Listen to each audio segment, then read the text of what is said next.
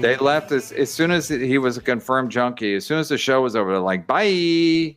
Sorry. Yeah, David Schwimmer got to do that OJ movie. You think any of his cast members are like checking up on him? They don't give two fucks. They knew he was a fucking junkie. I'm only making $500,000 a week. How am I gonna cope? You fucking piece of shit. Good riddance.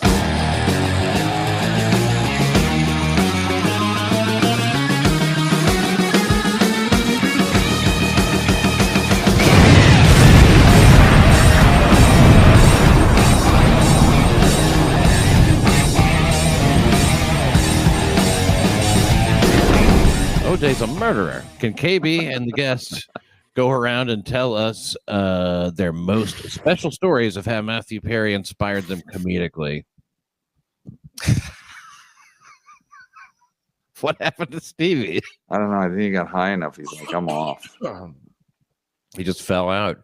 Yeah, I mean, I'll go first. I it's like I said on Twitter. I do think that Matthew Perry's death really puts this Palestine-Israel thing in perspective.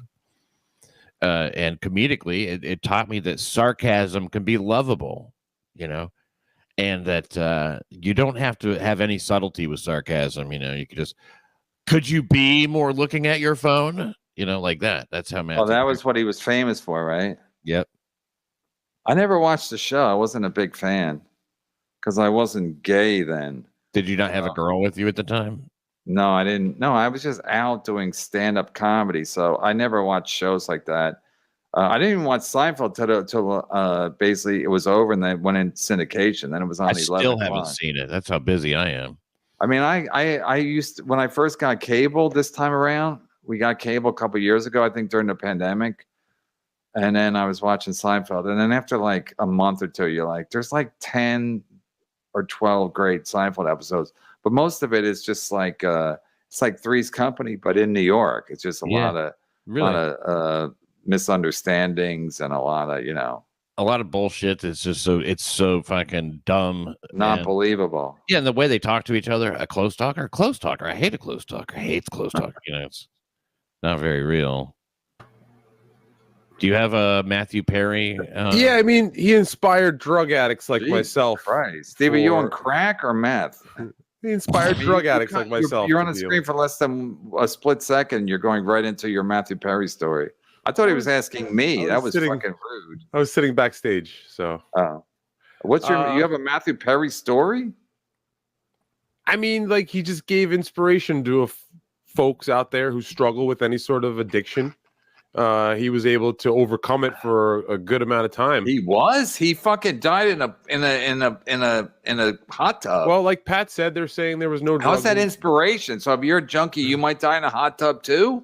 Well, I mean, he was on the #1 show in America. Yes. Yeah, and he was a junkie. Well, he was a junkie on a #1 show. He was also like sounds like you're legitimizing your addictions. Fair. Where's the gypsy when we need him? But it's Joey Catalano when you need him. Yeah, Joey would set us straight. Fuck up anybody who comes to me in the morning. Wait till noon. Wait till noon. You're gonna break into my house. He's shit son-in-law.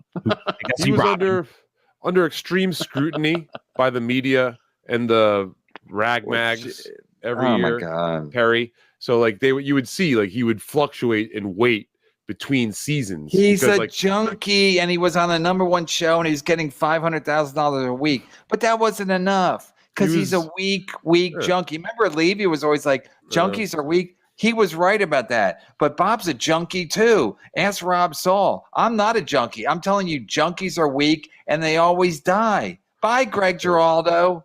You fucking junkie. Yeah. Well, they were not #1. Oh, he was so great. Greg Giraldo was so smart. How about not do drugs? Wouldn't that be smart, Gregory? Listen, not everybody can be a #1 son. Shut the fuck up, Stevie Lou. I wish I was there to punch you in the head. Jesus Christ, with your fucking...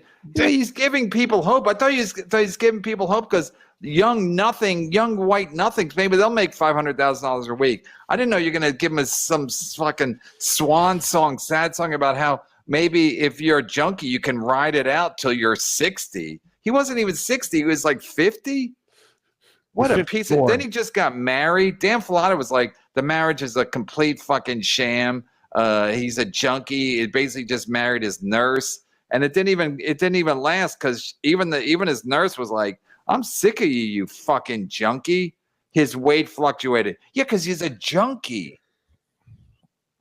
You think that he was doing autoerotic asphyxiation, but in the jacuzzi, just trying to drown himself. Like just dunking his head under. Yeah, as long as he can hold it. I mean, when Whitney Houston died in a sauna, I mean in a jacuzzi, I was like, they can't swim. But Matthew Perry, come on, man, you know he could swim. Whitest show in America he was on. He could. He could swim. You know, that's probably just where they put him. Now that I'm thinking about it.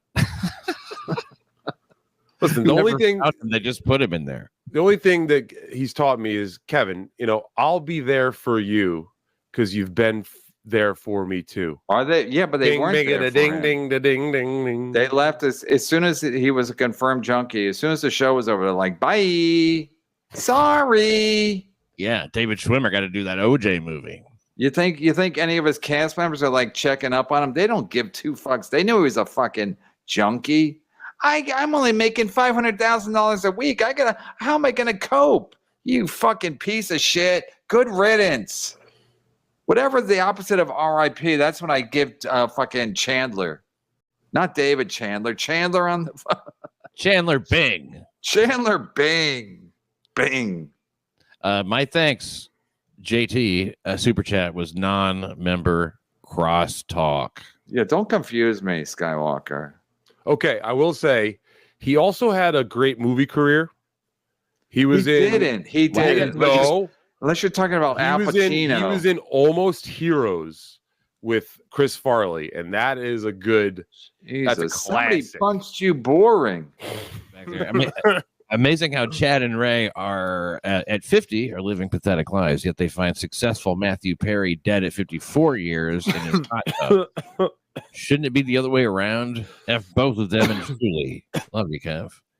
That's Starbucks ambassador says, fuck Chad and Ray. They should be dead in a hot tub, not Matthew Perry. He's right. Like the fact that like Chad and Ray still find a reason to live on and Matthew Perry doesn't. It's unbelievable. The wrong hack died. Matthew Perry wasn't even a hack. He was on one of the most successful, not just successful, like wildly popular. Like their ratings were fantastic. All he had to do was not be a crackhead, and he chose to be a crackhead. They had a nice long run, and they record salaries. I mean, whatever they were getting paid, they just $600,000 a week or something, or maybe over $1 million an episode for each of them. Huh? I think it was $1 million an episode. Yeah, there was like the last contract was ridiculous. They all got paid the same, and they also had the same amount of lines per episode. They got all really tight. When you said lines, Bob got all excited. But you're talking about a couple of bumps. 2 bump Bob. He did his and David Schwimmer's. Yeah, it was 7 bump Matthew. If Bob was on the show, they'd be like, Bob, we're going to increase the amount of lines you get. And Bob would be like, oh, that's fantastic news. I'm feeling tired these days. Let me tell Joey C and Rob Saul, because they're my connection.